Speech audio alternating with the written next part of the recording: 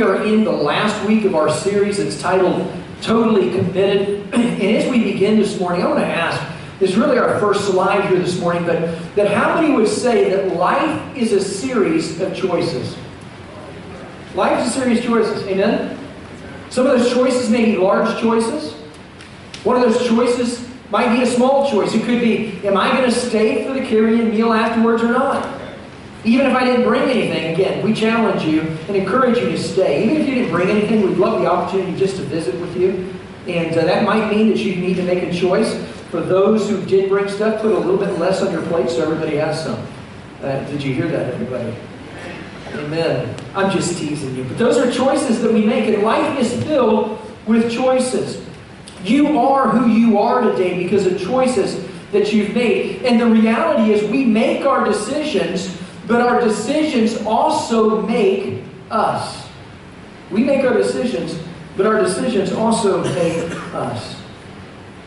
Most of the time, though, we look back and we don't realize how the choices that we've made, how large they may seem or how small they may be, we don't realize how those change and transform the life that we live. Now, many of those decisions take place during our teenage years. We have some of our teenagers now trying to answer some questions and make some decisions. Will I go to college? And if I do go to college, where am I going to go to college? What will I study in college? My youngest daughter, she's the last one that's going to be out of the house. She's going to go to college. She's looking and planning on now, I guess, Liberty University. She's looking to be a double major. She's actually going to get a business, business planning or something like that degree. But also she's, I think, looking to get her MRS degree as well. And that means getting married. She's already told me she's going to hang out where the lawyers are, the guys who are going to get their law degrees. And I just told her, don't marry any swarmy lawyers. So just, choose a good one. But there's other questions as well. Am I going to get married? And if so, who is it going to be? The most important decision, though, is the decision that 90% of people make before they're 18 years of age, and that is, am I going to choose to follow Jesus Christ? Am I going to make Him Lord of my life? Over 90% of people make that decision before the age of 18. That's why it's so critical that we have a strong children's ministry and a strong youth ministry, because that is where the foundation of the gospel message of Jesus Christ is laid. It is absolutely critical. So choices. Decisions. Which way do I go? I share that because as we come to Daniel chapter 1, we hear Daniel and we think Daniel in the lion's den, don't we? We love that story. But we're not talking about that today. We're talking about the foundation that led up to that point of time. We're in Daniel chapter 1 where we find that Daniel is a teenager. He's had to make decisions in his life. Daniel has been torn away with another group of Jewish teenagers, been torn away by King Nebuchadnezzar and the mighty army of Babylon. These young men, since they come from a noble background, that they are placed in a specialized training there in Babylon, and the king is training them so that they will enter into his service at some point down the road. It's also important to note that these are God-fearing teenagers. These are individuals who have been raised with an understanding of the one true living God. They've been ripped out of everything that they have known, and now they're being trained to worship a pagan God and to work for a pagan king. And so this assimilation begins to take place. Now, this king is trying to be generous, and he's trying to provide them everything that they're going to need. He's going to provide them the best education that Babylon can offer. For 3 years, they are literally going to be immersed in Babylonian culture. They're going to be immersed in Babylonian knowledge and history and language and even religion. Their Jewish names are going to be removed, and they are going to be given Babylonian names. And at the end of that time, they will enter into the king's service, and they will have high-level government positions waiting for them. Now, we hear that on the surface, and that doesn't sound like a major big deal, because we all like to have high-level positions that appear that they're going to pay very well. But ultimately what this boiled down to wasn't out of the goodness and the kindness of King Nebuchadnezzar's heart. This actually was a sophisticated form of brainwashing. that was aimed at making them forget their past, forget their God, and to form a new allegiance to a king as well as a pagan God and a pagan way of life.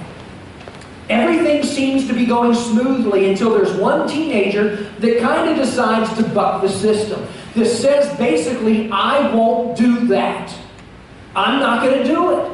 Now, I had the privilege now of having 3 teenagers, and it is a privilege. I love my kids, and I've loved every stage of life. I tell you, the most difficult stage for me in life is the stage that we're entering into, where they're going to be all out of the house, and I'll get over it probably in just a matter of moments, but it's still a difficult stage for me.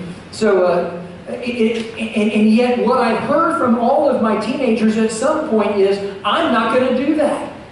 I'm going to choose to do what I want to do. And that's where Daniel is in this position, in this place. And so we see that here in the first part of verse number 8, chapter 1 of Daniel. This is what it says. It says, but Daniel resolved not to defile himself with the royal food and wine.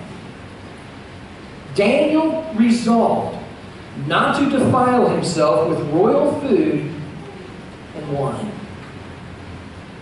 Big deal, right? Food. We like to eat, right? I mean, we like to eat. And let me just say, if it's food that's going to be on the king's table, it's probably pretty good food. Okay? My last name's King, and I will tell you, my queen cooks pretty well. Okay? And so the food is something that sounds enticing. And I'm also just going to throw this out there as well. There's a whole lot of teenage people that, for wine, they're going to go for it too. You know what I'm saying? And so you've got the wine, you've got the food, they're excited about it typically, and yet not Daniel. But what Daniel's decision he makes is going to affect his life for the next 60 years. We don't understand it though, because these Jews are in captivity. We have never been in captivity. It's hard for us to understand what all this fuss is all about. What really seems strange to us, though, at least it does to me, is Daniel apparently has accepted the bondage. Here he is taken out of his Jewish lifestyle, and he's now placed in bondage, and that's what it is. I mean, yes, he's getting an education and so forth, but he's placed in bondage, and he seems to be okay with that. At least he's accepted that. He's accepted his pagan education. He's evidently also accepted the new pagan name. And so if all those things are okay, if you can accept all those things, why are we worried about some food and some wine? It just doesn't make sense to us. What is the big deal? It's been pointed out by someone that Daniel essentially had 3 decisions to make every day. The first decision was this. He had to take part in pagan education. But he could disregard those things that he knew weren't true. The second thing he had to put up with, he had to be put up with being called a pagan name. He had to make the decision that I will go ahead and answer to my pagan name. And yet, he understood that his name doesn't define who he is. Does that make sense? There's a third thing, though, that he had to deal with every single day, a decision, and that was eating pagan food. And at this point, that was one thing that he would not fall into. He could not escape what it represented. And again, for us, it seems like the least important decision, but it was the most important thing to Daniel. Bottom line is this, is that Daniel is a young man who had this proper sense of priorities. He understood the underlying cause and reality of the decisions that he was making. Bottom line, he understood there was a line in the sand that needed to be drawn. And I would say that we too need to be willing to draw a line in the sand. There's some place, at some point in time, we have to be willing to say, here is a line and we will not go beyond that. And let me just say this, that line does not shift. That line stays the same. I don't care what the culture around us says. That line must be fixed. It must be firm. We must resolve, we must decide that we are not going to cross that line. For Daniel, it was food. But why? Why? I mean, food. Why? Well, the first reason it was thought of as being wrong by Daniel is because it likely, very likely, would not have been prepared according to kosher laws and practices of the Old Testament. And so therefore it would have been seen as being ritually unclean. And being Jewish, he could not defile God. I mean, he could not experience that. Second of all, the wine and the meat likely would have also been presented to a pagan god. And so therefore he could not eat of that, because it would have been really an endorsement of paganism if he would have chosen to do so. The third reason, though, that Daniel likely would not have wanted to eat of that food and drink of the wine is that he knew that sharing this meal at the king's table, I mean, and imagine what that must have looked like. You talk about a feast every meal. But Daniel knew that sharing a meal at the king's table represented sharing the king's values. Sharing the king's values. And he simply could not do that. I mean, he could obey the king, he could serve in the king's government, but he could not pretend to be his friend or pretend to share the values of the king. And so to eat that food and to drink that wine would have been a moral compromise of Daniel that he was not willing to cross. He was not willing to partake of that. There's something that we can learn, I think, initially from this lesson, and it's this. You can't corrupt a person from the outside. You can't corrupt a person from the outside. You can change the culture, but you can't change the character. You can change the name, but you can't change his nature. From the outside, Daniel may have appeared to be a Babylonian. May have had the appearance of a pagan. He would have had to dress like the Babylonians and all of that other stuff. But inside, he was still a servant of the living God. And that was displayed because he was willing to draw a line in the sand and say, no more, no further, I will not do that. And not even King Nebuchadnezzar, this wicked, mean, evil king, could change that. Think about what Daniel was risking, though. He's a teenager. This king is ruthless. Can you imagine the king's response when he hears that this snot-nosed punk of a teenage Jewish boy isn't going to eat his food or drink his wine? Do you think the king would have sat back and said, well, that's okay? No. He would have been furious. In fact, he would have looked at that as being rebellious. We don't like it when people are rebellious to us, but if you know anything about history, kings, when someone was rebellious to them, you know what they would do with that rebellion? They'd squash it like a bug, wouldn't they? Daniel would be dead.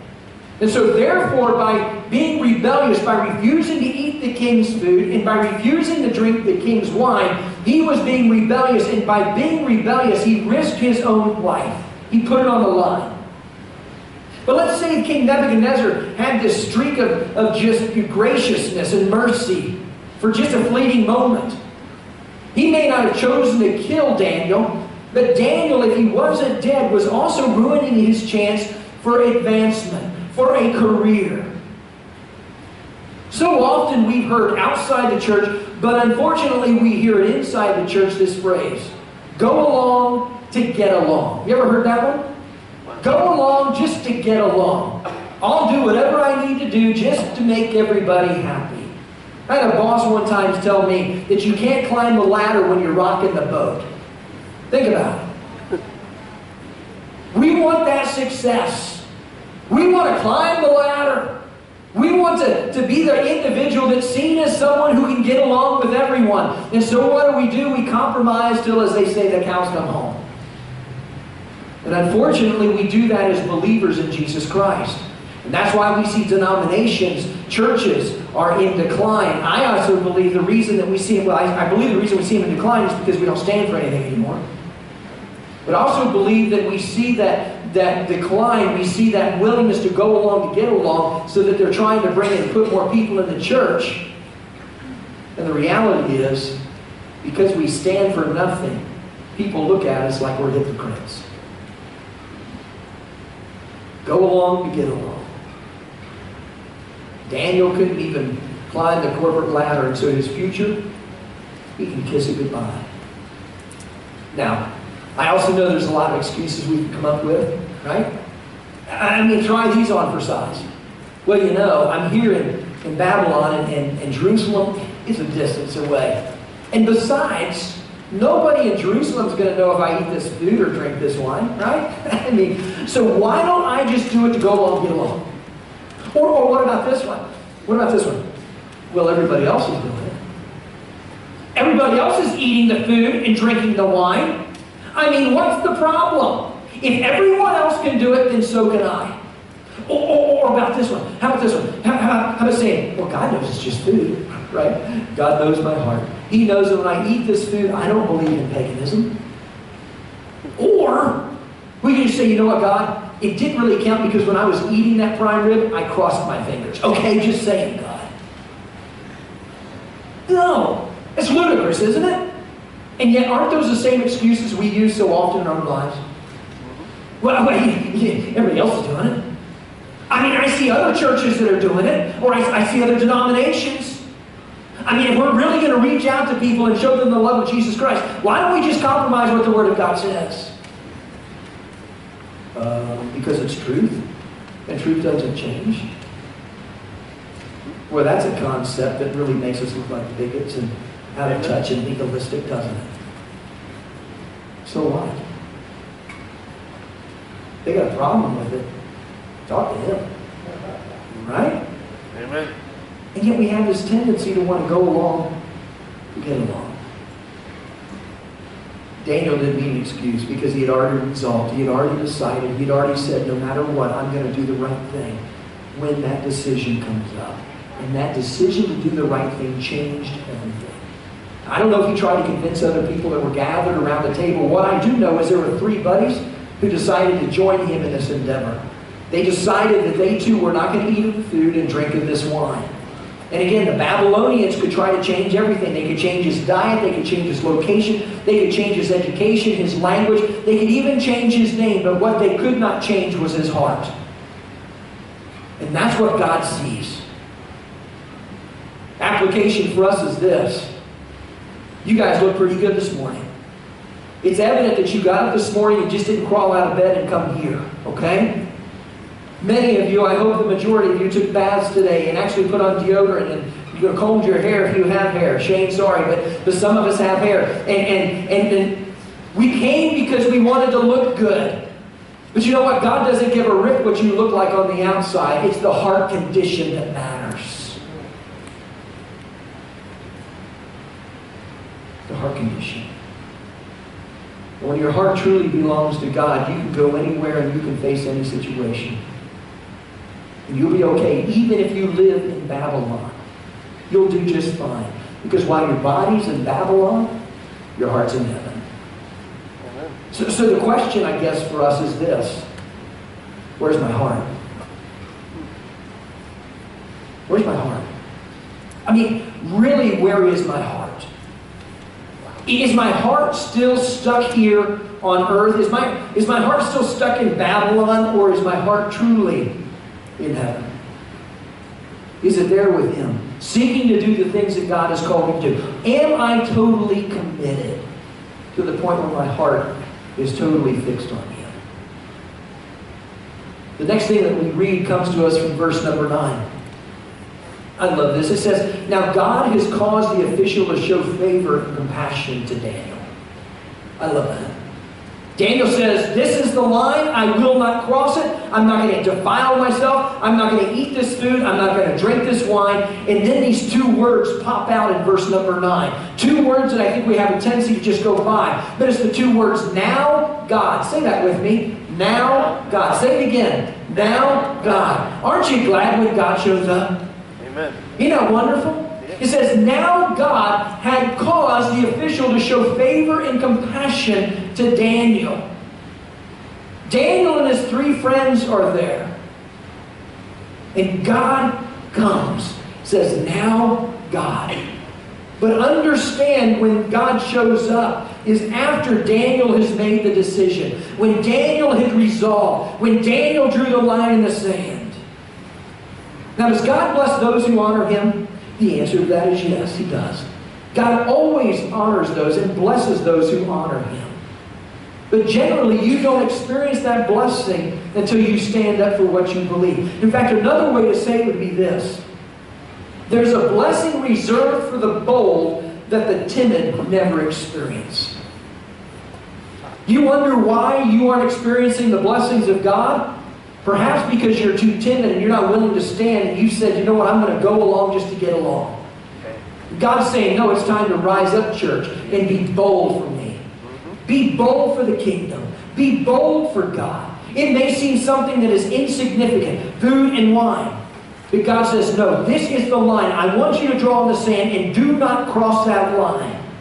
And if you don't cross that line, if you take a stand for me, I will bless you. Now Daniel comes and he has this really simple proposal for the official. He basically asks if his friends and he can be taken off the diet of the prime rib and the T-bone steaks and all of the fixings the king brings to the table. And what he asked for is vegetables and water. In fact, if you go to the King James Version, you'll find the word pulse, P-U-L-S-E. And what that typically is referred to as periodically vegetables, but most of the time it's referred to as cereal. And so think about it as one of those 30-day, 30-pound, diet plans that you see on the tabloids, right? I mean, it's water and shredded wheat, right? Water and Honey Nut Cheerios. Water and Fruit Loops. Whatever gets your kicks going. Life cereal. How many remember Life cereal? Do they even make that stuff anymore? That used to be wonderful, right? It could be that. But it's water and cereal, and we're going to eat that for 10 days, and the other schmucks, boy, those losers, they have to eat prime rib and steak and all that. We get shredded wheat and water. Yeah. Something doesn't seem right there, right? The agreement was that they would eat that, and then at the end of these 10 days, it says, at the end of the 10 days, in Daniel 1, verse 15 through 16, it says, at the end of the 10 days, they looked healthier and better nourished than any of the young men who ate the royal food. And so the guard took away their choice food and wine they were to drink and gave them vegetables instead. Now, if I'm reading this right, not only is Daniel and his 3 friends drinking water and eating cereal, but now all those other guys are doing that as well. Why? Because Daniel and his 3 buddies look good. You talk about causing problems, amen? Right?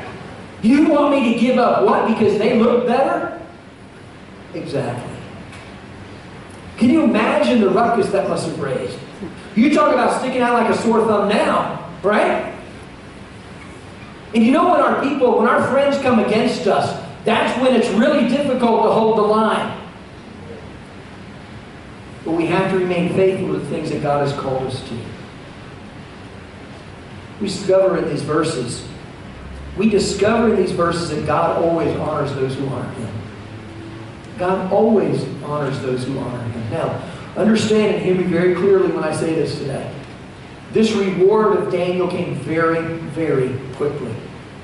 Oftentimes, though, I will tell you that it takes much, much longer. In fact, sometimes you don't experience really the honor, the blessing that God has for us until we enter into heaven.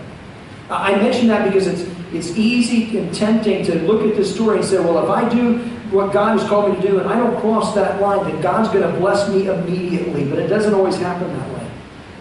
There are others who have experiences much different than ours. In many parts of the world, we have brothers and sisters who are literally shedding their blood because they're unwilling to cross the line. I've shared the story before of the pastor there in a foreign country in Africa. And he was literally nailed with a nail gun to the studs of his home that was being built because he refused to give up believing in Jesus Christ. And as he was being nailed to that wall, and as he was hanging there nailed to that wall, he was singing praises to God and glorifying God in the midst of that. You know why? Because while the nails could cause him immense pain, one thing that could not change was his heart. His heart was totally committed, totally sold out to Almighty God. What about us? We marvel at Daniel's reward. But God deals with us as individuals. Our call is to be totally committed. Our call is to be totally faithful.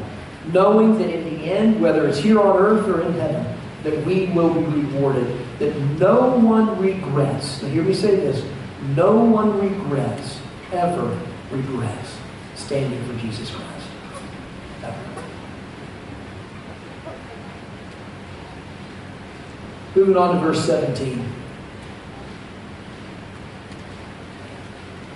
It says, to these 4 young men, God gave knowledge and understanding of all kinds of literature and learning. And Daniel could understand visions and dreams of all kinds. Why? Well, certainly this was to guarantee that these 4 teenagers who had taken a stand would stand head and shoulders above all of the other Jewish students that are being transformed into the Babylonian lifestyle.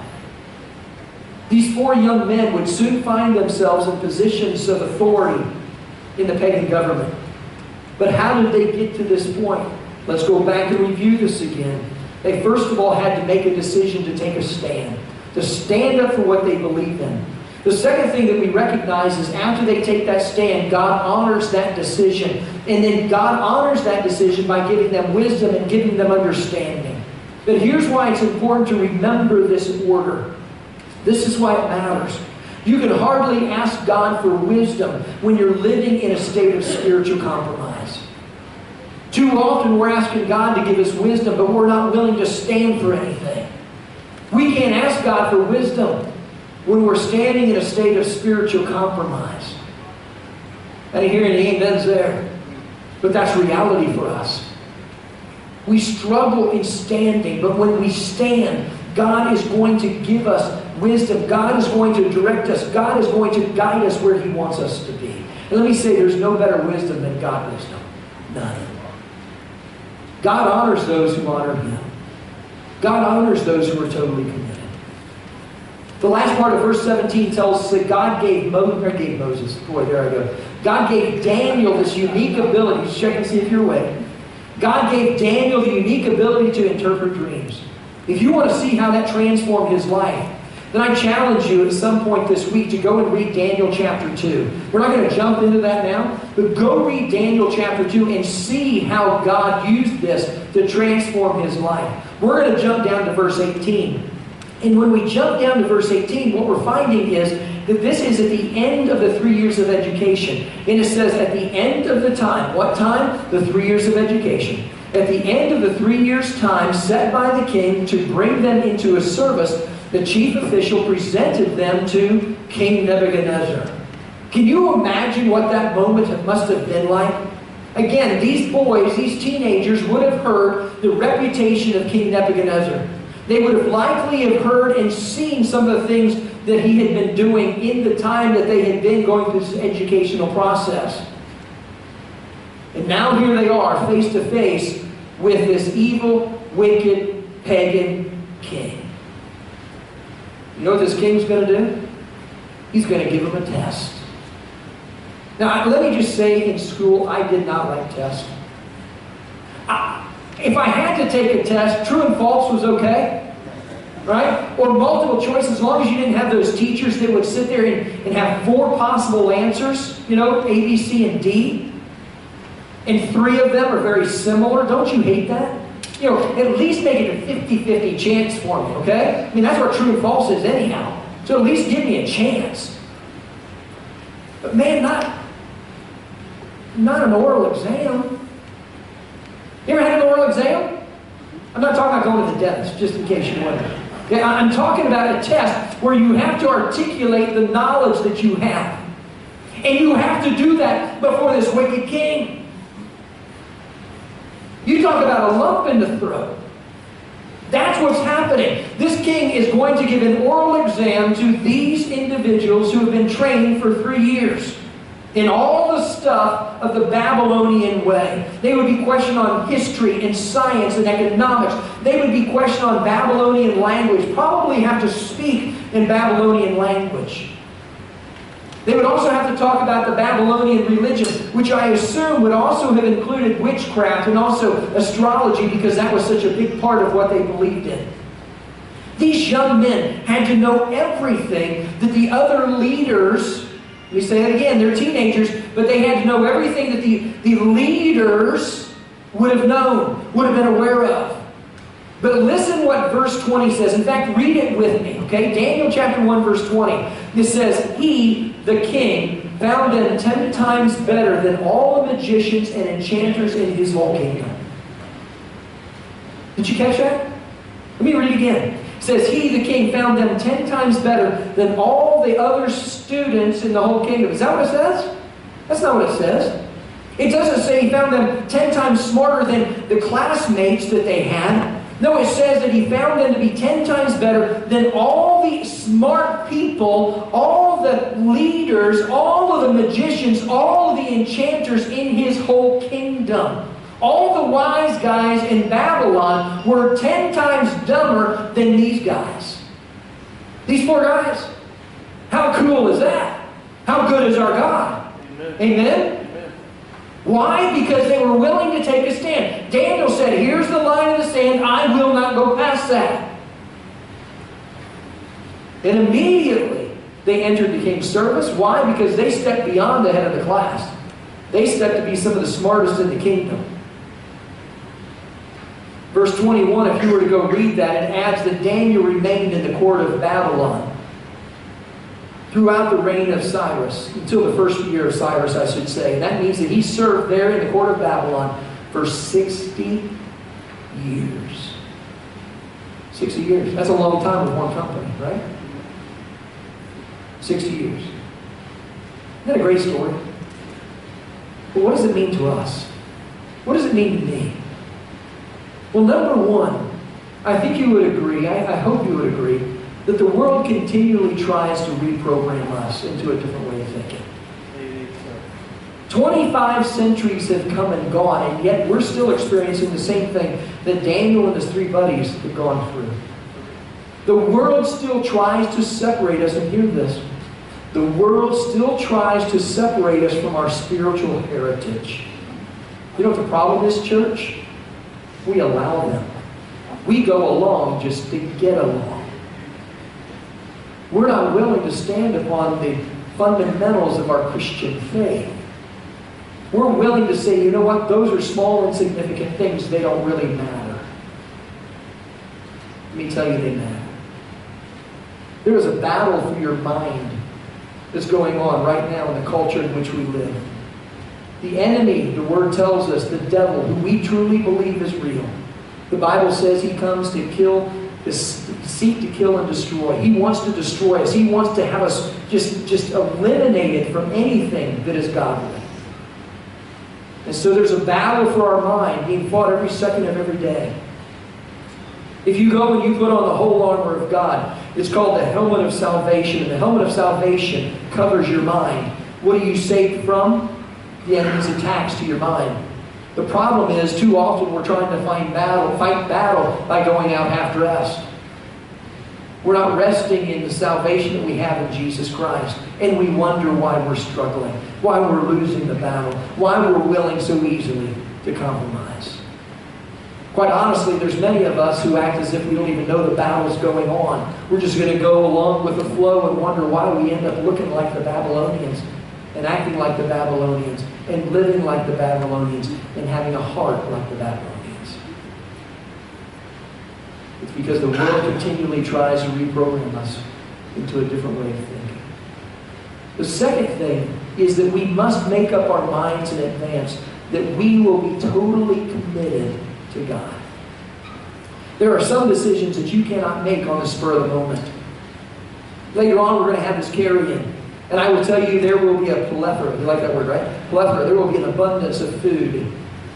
And as you go through that line, in a split-second moment, you're going to have to decide, do I want that or do I want that? Or do I want both, right? Amen. Yeah. John's one of those guys that just pulls the chair up to the buffet. And it's on wheels, trust me. Because it's got to be on wheels so you can slide up and down the line. It can't be a stationary because that would require exercise and moving the chair. Okay? It ain't about exercising while you're eating. It's just about feasting. That's all I'm saying. Can I get an amen? Amen. Amen. But we've got split second. That's not what he's calling. Number 3. Number 3. We must know our own limits and must not do what we know is wrong. Let me read that one again. We must know our own limits and must not do what we know is wrong. And this follows logically, again, what we're talking about with Daniel. He understood his limits. I mean, when he enrolled in Babylon State University, he didn't object. I mean, when he was taught the Babylonian language, he learned it just like everyone else. When he had to learn about a new culture, he didn't rebel. And even when they changed his name, you know what he didn't shout? He didn't say, wait a minute, Jewish lives matter. No, it doesn't matter. What matters is that I'm going to stand for Jesus Christ. I'm going to stand for God. He is saying God, we're saying Jesus Christ because Jesus Christ hasn't come yet. But who are we going to stand for? Do Christian lives matter? Absolutely. But you know what matters most? A heart that's sold out to Christ. Amen. That's what matters. Daniel was courteous in the way that he went about it. He was a very polite teenager. He even proposed a creative solution. Make no mistake, by standing his ground, he was risking his life, and if not his life, his career. And it made no sense to anyone. But Daniel saw food and wine as a bigger issue. He knew that if he ate that food and if he drank of that wine at that table, it would be viewed by God as an act of disloyalty to him. And that was a line he would not cross. I know it's such a small thing. I mean, why risk it all for such a small thing? Yeah, it seems like a small thing. Until you go and you look at Daniel's act of total commitment and realize how it changed his life completely. You know, there are no small areas in our life.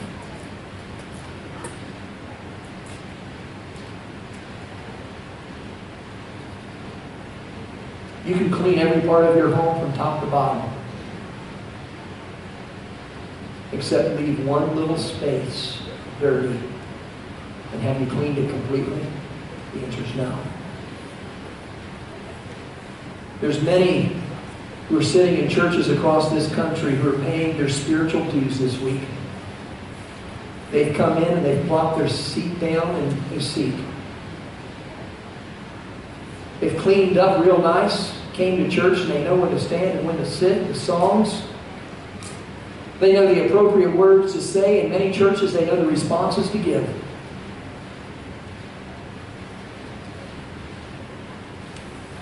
And yet they have to totally yield it.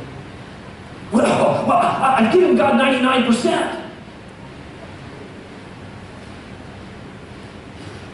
That's not what he's asking for. He's asking for everything. Everything. Another way to say it would be, if God is not Lord of all, then every square inch of your, if God is Lord of all, then every square inch of your life must be totally committed to Him. Every square inch.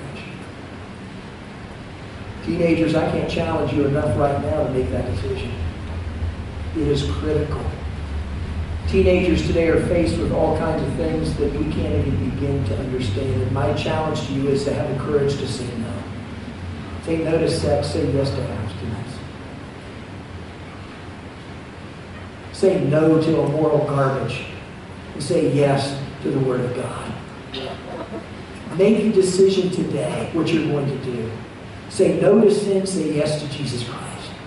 Say no to going along with the crowd and say yes to standing alone. Is it hard? You betcha. Is it challenging? Certainly. Temptation's going to come. Say no to cowardice and say yes to boldness in Christ. Have a bold witness for Him. Say no to sexual compromise and say yes to waiting until marriage. Say no to rebellion and yes to obedience. Say yes to Him. Say no to the chains of sin in your life and say yes to the freedom that only Christ can give. What about us? Are we willing to rise up and say no when we need to say no? Because at some point we're going to be just like Daniel, faced with a moral crisis, and we won't see it coming in advance. And so we need to resolve, we need to decide now. Make up our minds right now that by the grace of God, when that moment comes, we're going to take a stand for Him and for His glory and for His purpose. And when we do that, the fourth application is this. We'll experience God-given rewards because godly convictions yield God-given rewards. It may start with Daniel, but it ends with God. What starts with courage ends ultimately with a lifetime of blessing. I mean, look what God did for this teenager who expressed courage. God protected Daniel when he proposed the test. Not only did God protect Daniel, but God also prospered Daniel during the test, but also after the test. And then God promoted Daniel in the eyes of the king. Here is this crucial moment in Daniel's life, and he says, I resolve, I will not step beyond that. You say, why does it matter? Because here we are, 2,500 years later, and we're still talking about Daniel. We're still talking about Daniel because Daniel was willing to take a stand. If Daniel refused to take a stand, you know what he'd be today? He'd be an unforgotten Jew that was held in captivity by Babylon that became just like all the other Babylonians. What about you and I? What kind of legacy are we leaving behind? Are we willing to say that as this moment I'm taking a stand, I'm drawing a line in the sand, I will not cross that no matter what? Not for our glory, but for His. So that generations at some point will look at our faithfulness and say, you know what? I don't want to be like Kevin King. I know he was faithful. I know he had courage. But he did that because he was committed to Jesus Christ. That's what I want. Is that what we want? Does the world still try to seduce us? You bet it does. But you know what? My God's greater. Yes, He is. Greater is He that is in me than he that is in the world. You may remember at the beginning of this series, I stated that my prayer was this. My prayer was over this 4 weeks is at some point you would have the courage to be totally committed to God. That God would reveal an area in your life that you've not given to Him. And I don't care if you had 99% success. God wants it all. You know what a 99% difference, or we know the difference between someone who's committed 99% and committed 50%? Nothing. You're still not totally committed.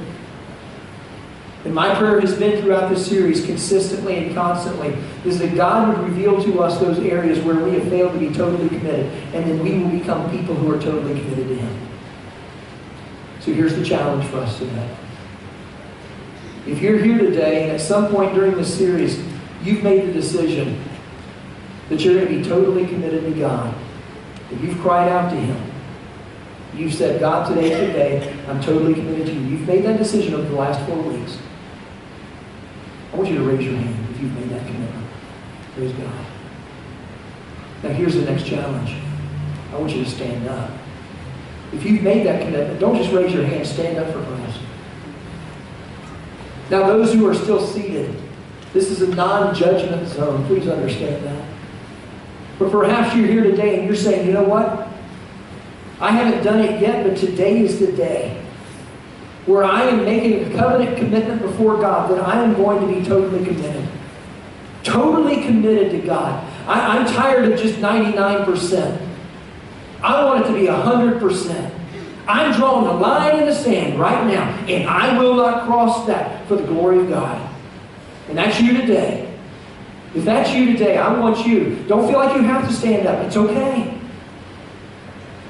But if that's you today, I want you to stand up and say, today's the day I'm totally committed. Because I want to pray for you as well.